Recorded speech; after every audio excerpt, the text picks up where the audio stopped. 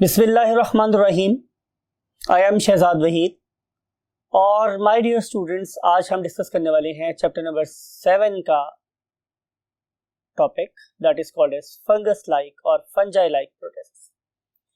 So right on target, we want to move to the white board. Yes my dear students, हमेशा की तरह से मैंने आप लोगों के लिए ऑलरेडी प्रीपेयर कर रखा हुआ व्हाट द फ्लैश कार्ड कि what things should be always in your mind to score the maximum marks. So इसमें स्टूडेंट्स आप देख रहे हैं कि हम टॉपिक स्टडी करेंगे what the slime moulds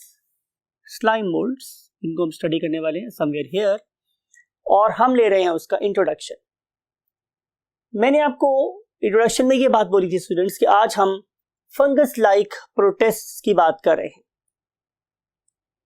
right, आपको याद है कि हमने इस किंगडम प्रोटोक्टिस्टा को पॉलीफाइलेटिक ग्रुप का नाम दिया था, और पॉलीफाइलेटिक में जो चीज हमारे पास सामने आई थी वो ये था कि इससे मुख्तलिफ किस्म के ऑर्गेनिजम्स इवॉल्व हुए। इन्हीं से हम कहते हैं कि प्लांट्स इवॉल्व हुए, इन्हीं में से एनिमल्स इवॉल्व हुए, और इन्हीं में से अब फंगस को हम इवॉल्व कराने वाले हैं। लेकिन डेफिनेटली आपको ये वाली बात भी याद है कि हम इन्हें ग्रुप ऑफ एक्सक्लूजन्स भी बोलते थे, यानी कि अगर कोई चीज एनिमल में फिट नहीं हुई तो उसको भी यहाँ प्लेस कर दिया, प्लांट में फिट नहीं उसको भी यहाँ प्लेस कर दिया, और फंगस की तरह थी मगर 100% फंगस नहीं थी उसको भी हमने यहाँ पर प्लेस कर दिया, और उन ऑर्गेनिज्म को आज हम क्या बोल रहे हैं, fungus like protists. Right, so look at this कि हम स्टडी कर रहे हैं इंट्रोडक्शन में number 1, why slime moulds are not fungi. आखिर हम लोग स्लाइम मोल्ड्स को फंजाई क्यों नहीं कह रहे। राइट, तो यही हमारा सबसे पहला क्वेश्चन है, या आज डिफरेंट क्वेश्चंस के थ्रू हम इस प्रॉब्लम को, इस लेक्चर को लेके चलेंगे आप लोगों के साथ। तो पहला क्वेश्चन ये कि why slime moulds are fungi. तो इसकी बहुत सारे रीजंस है। पहला क्वेश्चन का आंसर दे रहा हूं कि पहला रीजन हमारे पास ये है कि जो फंजाई है, फंजाई आर हेटेरोट्रॉफ्स।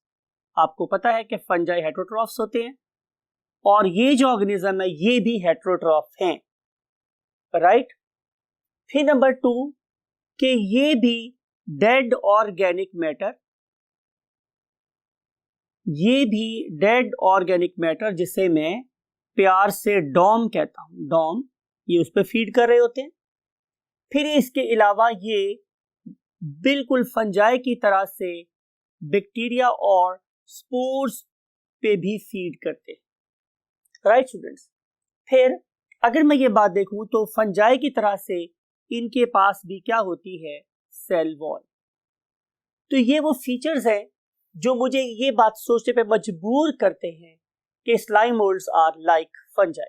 सो हमने ये वाला टॉपिक डिस्कस कर लिया कि slime moulds are like fungi, but why slime moulds are not fungi, mean to say हम देखना चाहते हैं कि हमने इसको फंजाई के ग्रुप में से एक्सक्लूड क्यों कर दिया। तो उसकी रीजंस हैं। तो reasons of exclusion,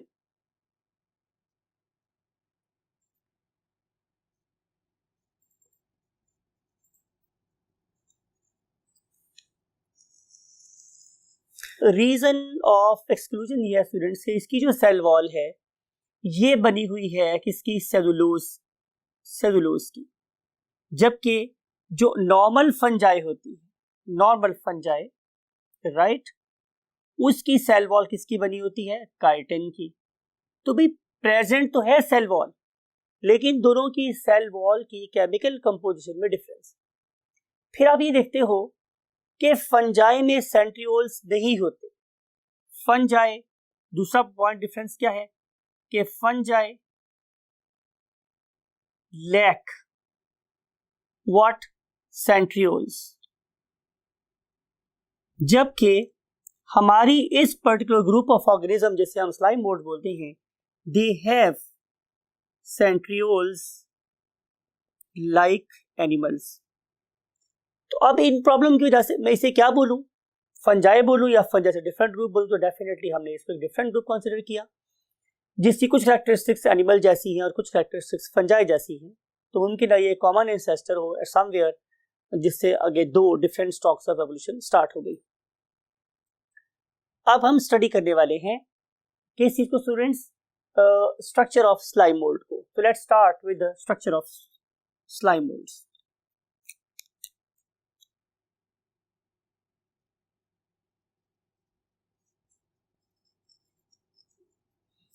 Structure of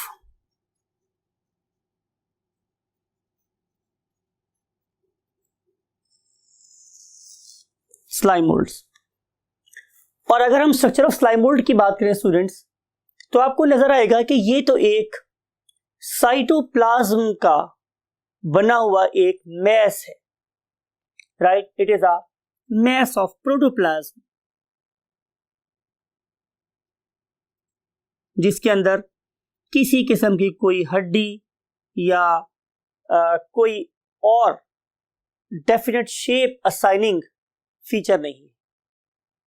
और अगर आप इसको देखिए स्टूडेंट्स, अभी आप ये देख रहे हैं एनिमेशन आपको नजर आ रही है कि इसमें आप लोगों को ये एक जेली लाइक, जैसे कि क्रीपिंग जेली है, इस तरह का एक सब्सटेंस है जो आप लोगों को यहाँ पे नजर आ रहा है। और यू कैन सी कि ये किस तरह से ऑल डायरेक्शंस में ग्रो कर रहा है।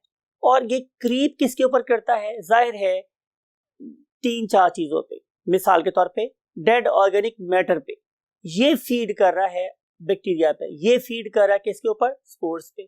तो during its creeping movement anything that joins और कम इन वे, ये इसको अपनी बॉडी का पार्ट बना लेता है, राइट स्टूडेंट्स? तो हम बात करेंगे कि ये एक प्रोटोप्लाज्म है और मैस ऑफ प्रोटोप्लाज्म है, डोंट हैव डेफिनेट शेप, इसकी कोई डेफिनेट शेप नहीं है। ये इसकी दूसरा फीचर हो गया स्टूडेंट्स।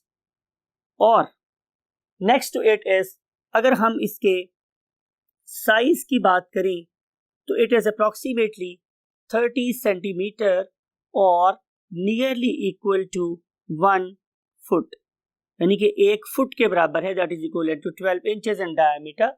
इतना हो सकता है ये स्टूडेंट्स, राइट? और जैसे मैंने बात की इसकी अपीयरेंस की, तो अपीयरेंस में it is something like a jelly, ये किसी जेली की तरह से है, that can change its shape, right? जो अपनी शेप को चेंज कर सकती है, can change its shape, right? और जैसे मैंने आपसे अभी बोला था कि it is basically a creeping mess.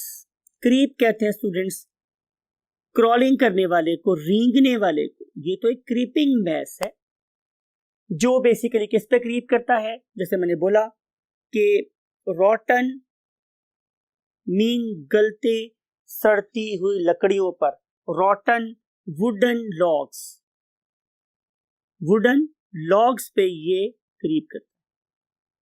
एक बात। दूसरी बात स्टूडेंट इसके बारे में क्या है कि ये जो ऑर्गेनिज्म है ये लिटर, LITTER, लिटर, इसका मतलब होता है कूड़ा करकट। जहां कूड़ा करकट पड़ा होगा वहां पे ये ग्रो कर सकते हैं। फिर जहां पे हमारे पास स्पोर्स ऑफ फंगस हो वहां पे ग्रो कर सकता है ये। और प्लस अगर यहाँ पे बैक्टीरियल कॉलोनीज हो तो ये बैक्टीरियल कॉलोनीज को भी एनगल्फ कर सकता है। तो ये है बेसिकली इसकी व्हाट स्टूडेंट्स न्यूट्रिशन, कि ये क्या क्या खाता है, क्या क्या पीता है, right? Now we want to move to the next thing that is called as reproduction of slime moulds. So let's move over here.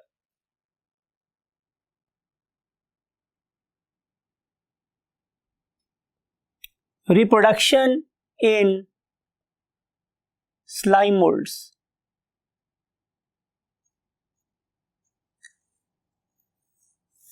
तो as usual students slime moulds भी दो तरीके से रिप्रोड्यूस करते हैं। One of them is called as asexual way and other one is called as sexual reproduction, right? asexual reproduction में slime mould जिस तरीके से रिप्रोड्यूस करते हैं उसे हम लोग नाम देते हैं स्टूडेंट्स क्या? फ्रेगमेंटेशन। फ्रेगमेंटेशन फ्रेगमेंटेशन का मतलब ये है कि एक ऑर्गेनिज्म ने अपनी वेजिटेटिव बॉडी को, वेजिटेटिव का मतलब होता है my dear students non reproductive, जिसका रिप्रोडक्शन से कोई ताल्लुक नहीं है, उस वेजिटेटिव बॉडी को डिवाइड कर लिया किसके अंदर, into pieces, divided into pieces, and each piece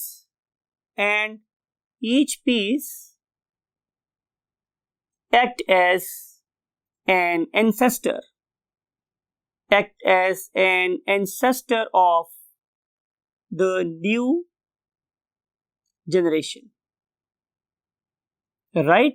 तो इस तरीके से यहाँ पे एक ही ऑर्गेनिज्म को इन्वॉल्व करके हमने मुख्तलिफ नंबर ऑफ, मुख्तलिफ से मुराद है नंबर ऑफ ऑर्गेनिज्म प्रोड्यूस कर लिए, इसलिए हम इसे क्या बोलते हैं, asexual reproduction. On the other hand, जब कंडीशंस होगी अनफेवरेबल, आमतौर पे स्टूडेंट्स एसेक्सुअल रिप्रोडक्शन के बारे में हम ये वाली बात कहते हैं कि जब कंडीशंस फेवरेबल होती हैं, राइट, तो तेजी से नंबर्स को इंक्रीज करना जरूरी होता है। तो नंबर को कैसे तेजी से इंक्रीज कर सकते हैं, by using less time to create more organism, और उसका बेस्ट वे है एसेक्सुअल रिप्रोडक्शन। लेकिन जब कंडीशंस कैसी हो जाएगी मेरे पास, अनफेवरेबल, मैं लिख रहा हूं यहाँ पे आप लोगों के लिए एक वर्ड, अनफेवरेबल। तो जो ही कंडीशंस अनफेवरेबल होंगी, राइट, तो ये वाले ऑर्गेनिजम्स, मीन टू से हम स्लाइम मोल्ड्स की बात करते हैं, तो slime moulds will make what, spores. और जरा बात को गौर से देखिएगा स्टूडेंट्स, मैंने स्पोर्स के नीचे नंबर ऑफ क्रोमोसोम कितना लिखा है, तो आंसर इज 1n। अब आपको ये वाली बात भी पता है कि नॉर्मली हम 1n स्पोर कैसे बना सकते हैं। Yes, very rightly said, excellent my dear students, by mean the process of meiosis or meiosis. So as a result of meiosis, that is basically reductional division, we will convert this 2n organism into the spores having 1n number of chromosomes, right? And these particular spores, they are very, very resistant. They are very, very resistant to environmental conditions. Right? Whenever we see environmental conditions, that may be the drought, means पानी की availability ना हो, मुमकिन है यहाँ पर temperature ज्यादा हो, मुमकिन है यहाँ पर फूड अवेलेबल ना हो, एटसेट्रा एटसेट्रा। तो उन कंडीशंस में ये वाले स्पोर्स इस ऑर्गेनिज्म की लाइफ को सस्टेन रखेंगे। फिर क्या होगा स्टूडेंट्स कि जब कंडीशंस दोबारा से फेवरेबल होंगी, अब हम दोबारा यहाँ पे लिख रहे हैं कि when conditions become favorable again, तो क्या होगा स्टूडेंट्स, बड़ी सिंपल सी बात है कि ये वाले spores they will give rise to swarming cells. एक ऐसा सेल जो एक ही टाइम पे रिप्रोड्यूस करने में काम आएगा नंबर ऑफ ऑर्गेनिज्म को, उसे हम बोलेंगे स्वार्मिंग सेल। तो स्वार्मिंग एक ऐसा प्रोसेस है जिसमें किसी एक पर्टिकुलर स्पीशीज के अक्सर ऑर्गेनिज्म रिप्रोडक्शन में इन्वॉल्व होते हैं और नई जनरेशन की बेस बनाते हैं। तो ये मेरे पास स्वार्मिंग सेल्स अगर देखिए आप उनको, तो ये बेसिकली फ्लैजिलेटेड सेल्स होते हैं। जाहिर है नंबर ऑफ क्रोमोसोम कितना होगा इनका, 1n, राइट। जब एक स्वार्मिंग सेल किसी दूसरे स्वार्मिंग सेल से फ्यूज होगा तो उसके रिजल्ट में मेरे पास स्टूडेंट्स क्या प्रोड्यूस हो जाएगा, डेफिनेटली एक जाइगोट। और फिर ये जाइगोट क्या करेगा, it will give rise to an individual who has got 2n number of chromosome. और जब ये number of chromosomes feeding stage पर पहुंचेंगे तो हम इन्हें नाम देंगे व्हाट, प्लाज्मोडियम। स्टूडेंट्स, आप लोगों के लिए जो बात बहुत ज्यादा गौर से देखने वाली है कि इस चैप्टर में आप लोगों ने प्लाज्मोडियम का नाम 2 जगह पढ़ा है, राइट। एक आपने पढ़ा था प्लाज्मोडियम जो कि एक मलेरिया कॉजिंग एजेंट है, राइट। नंबर 2, यहाँ पे प्लाज्मोडियम का नाम भी आ रहा है लेकिन ये मलेरिया कॉज करने वाला नहीं है, बल्कि ये तो फीडिंग स्टेज का नाम है किसकी, slime moulds, right my students. So keep this thing in your mind, so never confuse these two Plasmodium with one another. जब मैं फीडिंग स्टेज की बात करूंगा तो आपने इस प्लाज्मोडियम की बात करनी, तो जब आप लोगों ने इन्फेक्शियस प्लाज्मोडियम की बात की तो जाहिर है हम लोग मलेरिया कॉजिंग एजेंट की बात कर रहे होंगे। Now we want to discuss what examples of or an excellent example of slime moulds. तो स्टूडेंट्स इसकी बहुत सारी एग्जांपल है, लेकिन जो एग्जांपल आप लोगों की बुक में कोटेड है जाहिर है हमें वही डिस्क्राइब करनी है यहाँ पे। तो इसकी एग्जांपल है स्टूडेंट्स फाइसेरम, पॉलीसेफेलम।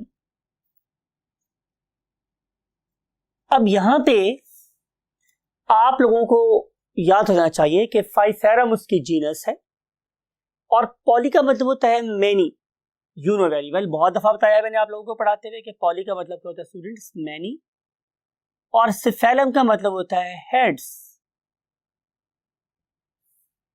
Right students. अब अगर आप इस ऑर्गेनिज्म को, ये एनिमेशन देखें, आप इस ऑर्गेनिज्म को देख रहे हैं कि ये मुख्तलिफ डायमेंशंस में आप लोगों को सर उठाता हुआ नजर आता है, राइट। तो चूंकि इसके बहुत सारे हेड्स साइमल्टेनियसली ग्रो कर रहे होते हैं, इसीलिए हम इसे पॉलीसेफेलम का नाम देते हैं, राइट स्टूडेंट्स। जैसे मैंने पहले बोला कि ये एक क्रीपिंग मैस है, ये भी एक क्रीपिंग मैस है, नजर आ रहा है आप लोगों को। और इस पर्टिकुलर क्रीपिंग मैस का एडवांटेज हमारे पास ये है कि हम इसको यूज कर सकते हैं to understand what many biological processes, यानी कि ये हमारा एक रिसर्च स्पेसिमेन है। हम इस पर रिसर्च कर सकते हैं, इसके ऊपर हम तहकीक कर सकते हैं, और तहकीक कर सकते हैं हम लोग किस चीज के बारे में, जाहिर है साइटोप्लाज्मिक स्ट्रीमिंग। ये बड़ा इंटरेस्टिंग ऑर्गेनिज्म है स्टूडेंट्स। अगर आप कभी इसको यूट्यूब पे जाके इसकी मूवमेंट्स को देखें, बिकॉज मैं यार इससे नहीं करना चाह रहा कि आपके सिलेबस से जरा डिफरेंट बात है, लेकिन अगर आप इसको यूट्यूब पे जाके इनकी साइटोप्लाज्मिक स्ट्रीमिंग्स ऑफ लिखे स्लाइम मोल्ड्स, तो इट इज रियली एस्टोनिशिंग, बड़ी मजेदार किस्म की एक्टिविटी है जो आप लोगों को यहाँ पे होती हुई नजर आ सकती है। तो ये एक साइटोप्लाज्मिक स्ट्रीमिंग कैसे हो रही होती है, साइटोप्लाज्म कैसे मूव करता है, कैसे कैसे फोर्सेस डेवलप होती हैं, और फोर्स किस अफेक्ट करके क्या डेवलप करवाती है, ऑसम, जबरदस्त किस्म की यहाँ पे आपको चीज नजर आ सकती है। Then we can understand the concept of growth, क्या असल में चीजें किस किस तरीके से ग्रो करती हैं, ये भी हम अंडरस्टैंड कर सकते हैं। इसमें जो कॉन्सेप्ट ऑफ एक्यूमुलेशन है that is very very important. और फिर हम देखेंगे स्टूडेंट्स में concept of differentiation. Whenever we say differentiation, इसका मतलब ये है कि एक ही किस्म के सेल्स या एक ही किस्म के सेलुलर ऑर्गेनेल से हम डिफरेंट काम कैसे ले सकते हैं। मिसाल के तौर पे अगर मैं अपनी ही बात करूं तो मेरा जो ओरिजिन है वो एक जाइगोट से है, तो उस सिंपल से एक सेल से मेरी बोन्स कैसे बन गई, मेरे मसल्स कैसे बन गए, मेरी नर्व्स कैसे बन गई, मेरी आईज कैसे बन गई, मींस डिफरेंट बॉडी के पार्ट्स एक ही सेल से कैसे बने, this concept is called as differentiation, right students. तो ये जो study of genes, genetic analysis के लिए भी हम इसे यूज कर सकते हैं। तो इन सारे प्रोसेसेस को डिस्क्राइब करने के लिए हम जिस ग्रेट ऑर्गेनिज्म का सहारा लेते हैं उसे हम बोलते हैं students what, slime moulds. And that's it for today, और हम आपसे लेक्चर नंबर 8 में मिलेंगे with the concept of what, water moulds. So till that time take very good care of yourself, bye bye.